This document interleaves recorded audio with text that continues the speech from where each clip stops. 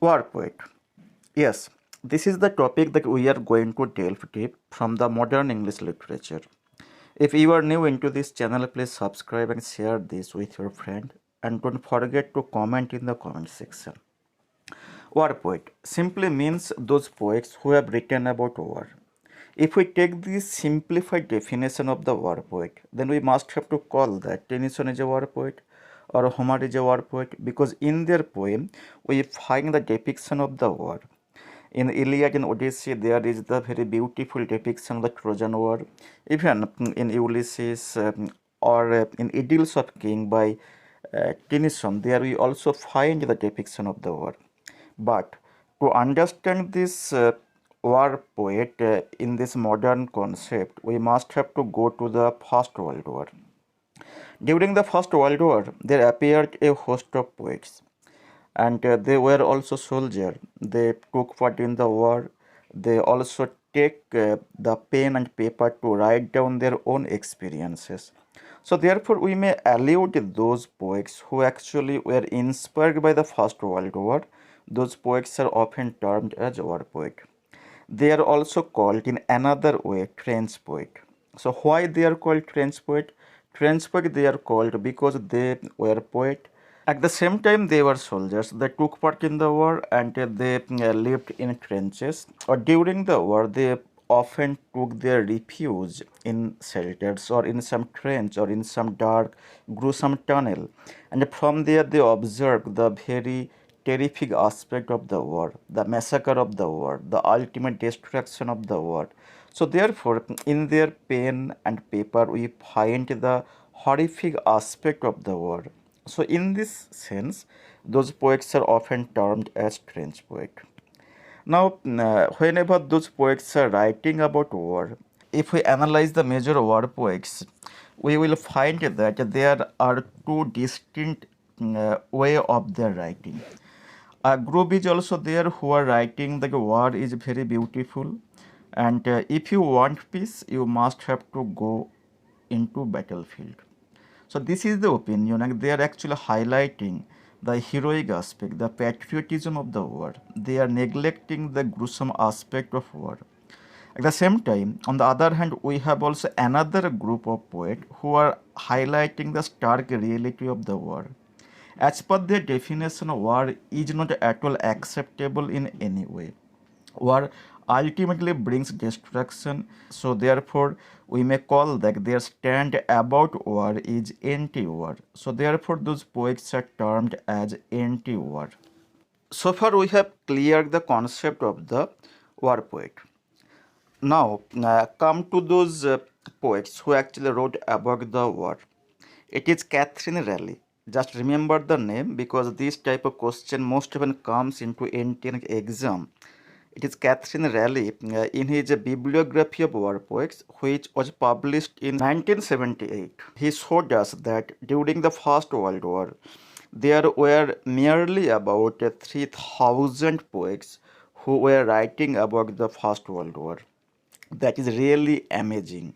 And here you can see that there are many war poets, namely Rupert Brooke is there, Wilfred Owen, Siegfried Sasson, Isaac Rosenberg, Richard Aldington, Edmund Blunden, Robert Graves. So these are the many poets, just to mention the name. There are also many other poets who have also contributed in the genre of the war poet in the British English literature of the modern period. So now let's have a quick look into the major war poets. First, Rupert Brooke. Rupert Brooke was born in 1887 and died in 1915. He was the first poet who wrote before the First World War during the Georgian poetry. And in his poetry, we find the heroic aspect of the war. Not only the heroic aspect, rather he is glorifying the war. He is the first war poet who actually began the tradition of writing about war in England. So therefore, he is also often termed as the pioneer war poet in English literature because he showed the others, many other poets to write about the war, and he also followed some of the tradition of the Georgian poetry. In him, we find the war as a matter of historical importance. His writing also presents the mythical pre-war golden age, and mostly his writings are brimming with the patriotism and graceful lyricism. He thinks that war is the only way of getting heroic aspects in anyone's character. So therefore, if one goes into the war, he must display his heroic aspect, whether he is dying or not dying, because after his death, the nation will give his tribute to his life. Now let's have a quick look into the works that this poet actually wrote. The first one is War and Sweat, a beautiful collection of sonnets about war. Tiare Tahiti is also another poem. A Great Lover, The Old Vicarage, a Grantchester. I stayed about the deck, Letters from America, which actually was published in 1916. So these are the major works written by this famous war poet. Now we will discuss into some of his major famous poems that I think that will help you in your preparation for your examination. Peace is one such war poet which is most popular. In fact, this poem reveals Brooke's romantic zeal.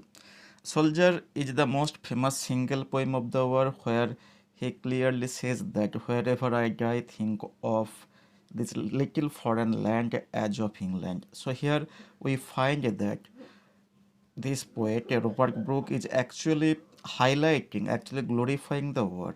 Wherever he will die, it will mean that the foreign part of the nation will be a part of England. So, in this poem, he is highlighting his patriotism, his heroic aspects, that he is just going to sacrifice his life, and after his death, the entire nation, entire humanity will pay tribute to this famous poet.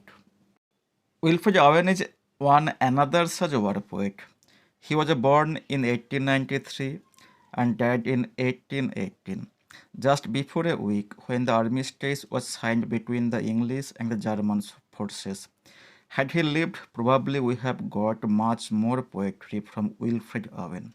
He is in fact the best known of the war poets, and his poems are actually marked with a certain kind of bleak realism. His long lasting association with Siegfried Sasson inspired him to write about war. So, therefore, we find in his poems indignation, his compassion, and his realism, which are stark realism, which are the ground zero realism. And his own first experience of the war helped him to present the dark images, only to paint the picture of the horror and the massacre of the war. Whenever he was in hospital after getting shell shock, he there came across with another fellow soldier poet named Siegfried Sasson, and he asked Wilfred Owen to contribute for the hospital's magazine, and the name of the magazine is Hydra. There he published his four poems. His another major poems are Futility, Spring Offensive, Strange Meeting. These are the famous poems that he actually wrote. Though the number of the poems are short, but the quality of the poems of Wilfred Owen are really remarkable. Therefore, he said once that I am not much more concerned with poetry. My subject is pity and a pity of war. That simply means that Wilfred Owen is much more concerned with highlighting the stark reality, the Holocaust, the modern machinery of the destruction, that is war, where the youths are sent to destroy their life. So this war is not at all acceptable in any way.